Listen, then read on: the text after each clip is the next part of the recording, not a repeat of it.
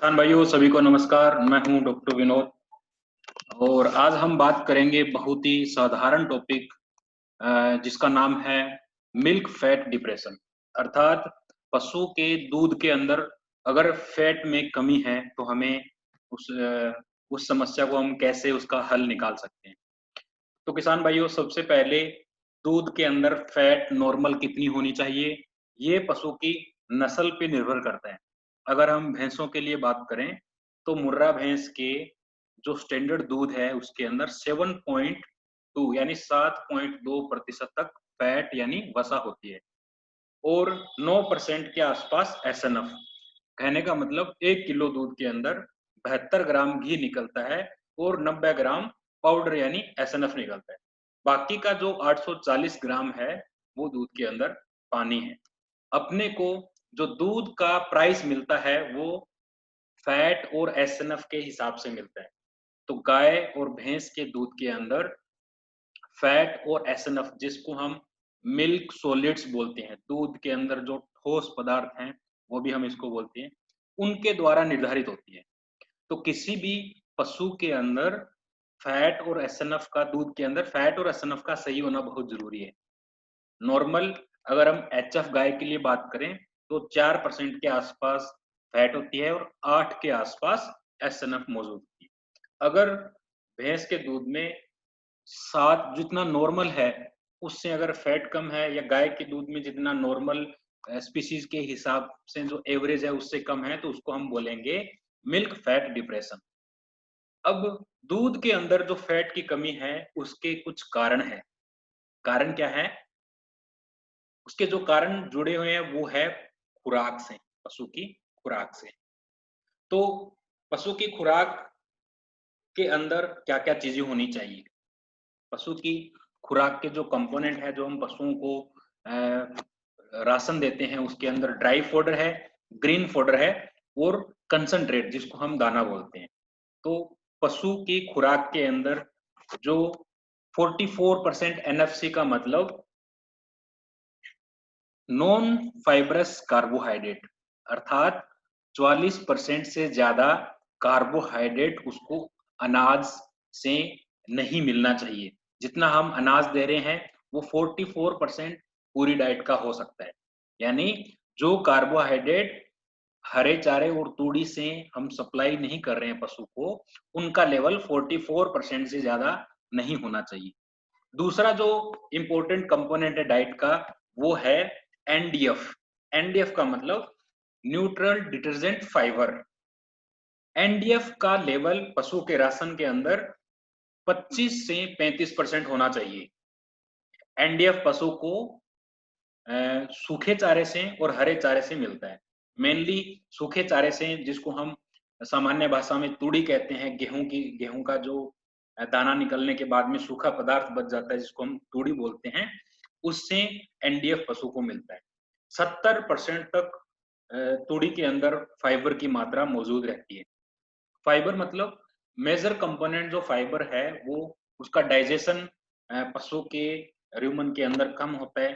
Fibre के क्या impact हैं वो मैं आपको क्या काज है मिल्क फैट डिप्रेशन की उसमें बताऊं। फिर एडीएफ मिनिमम 17% एडीएफ होना चाहिए।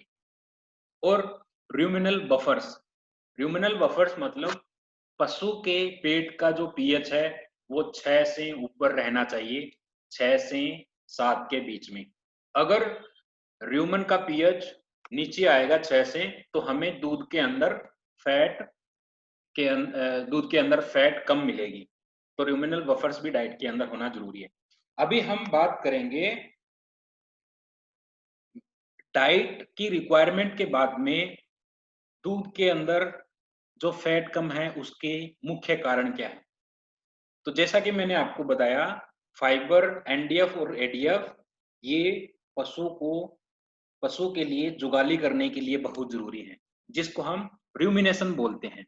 अगर एडीएफ 25% से कम है, एनडीएफ 25% से कम है, एडीएफ भी 17% से कम है, तो पशु रूमिनेशन अथवा जुगाली कम करेगा।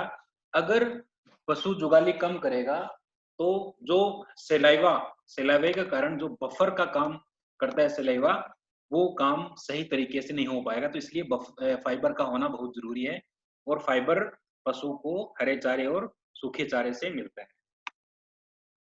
अब फैट डिप्रेशन का मुख्य कारण क्या है? सारा, जिसको हम बोलते हैं सब एक्यूट र्यूमिनल एसिडोसिस।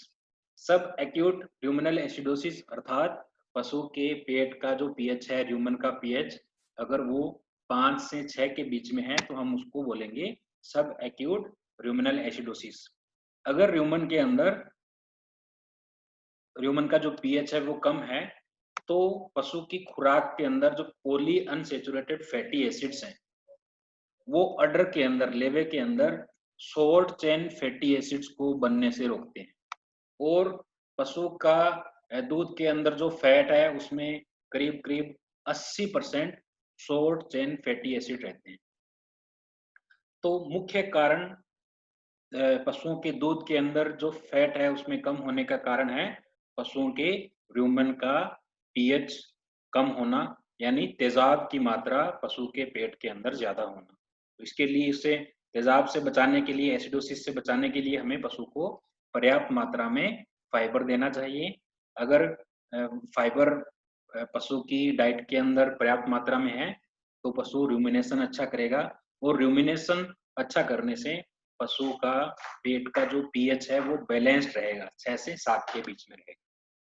तो अभी हमें पशुओं की खुराक के अंदर क्या क्या बदलाव करने चाहिए अगर पशुओं की दूध के अंदर फैट है जो सही पशु की नस्ल के हिसाब से बनी रहे, तो उसके लिए सबसे पहले हमें पशुओं का जो र्यूमन है, बड़ा पेट है, उसको स्वस्थ रखना चाहिए, उसको हेल्दी रखना चाहिए, उसकी खुराक की रिक्वायरमेंट को देखते हुए।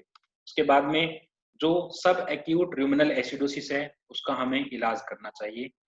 अगर हम घर का अपना कच्चा माल पशुओं को खिला रहे हैं तो हमें प्रतिदिन प्रति पशु कम से कम 50 से 70 ग्राम मीठा सोडा यानी सोडियम बाइकार्बोनेट का इस्तेमाल करना चाहिए। अगर हम पशु के र्यूमन के अंदर सब एक्यूट र्यूमिनल एसिडोसिस को डेवलप होने से रोक रहे हैं, तो उस पशु के दूध के अंदर फैट में कमी नहीं आएगी। तो सबसे लास्ट में जो कंक्लूजन है आज के टॉपिक का वो ये है कि पशुओं के दूध के अंदर जो फैट की कमी आती है उसका सीधा-सीधा कारण है पशु की खुराक से, और अ, अगर पशु की खुराक में कहीं पर भी गड़बड़ी है, इम्बैलेंस खुराक है, असंतुलित पशु का राशन है, तो उससे सब एक्यूट र्यूमिनल एसिडोसिस डेवलप हो जाती है। सब एक्यूट र्यूमिनल एसिडोसिस और र्यूमिनल एसिडोसिस के कारण पशु के दूध के अंदर फैट अपने को कम मिलती है। तो इसको ट्रीट करने के लिए हमें जो बफर्स हैं वो डेली के डेली इस्तेमाल करने चाहिए। गर्मियों में भी हम अगर पशु को बफर्स यानी मीठा सोडा, सोडियम बाइकार्बोनेट देते हैं तो उससे पशुओं के र्यूमन का पीएच जो गर्मी के कारण कम हो जाता है उसको कंट्रोल करने में सहायता होती है। तो लास्ट में आप सभी का बहुत-बहुत धन्यवाद। सभी को नमस्कार, राम राम। अगर आपको मेरा वीडियो अच्छा लगता है तो आप इसको लाइक और कमेंट जरूर करें। Thank you.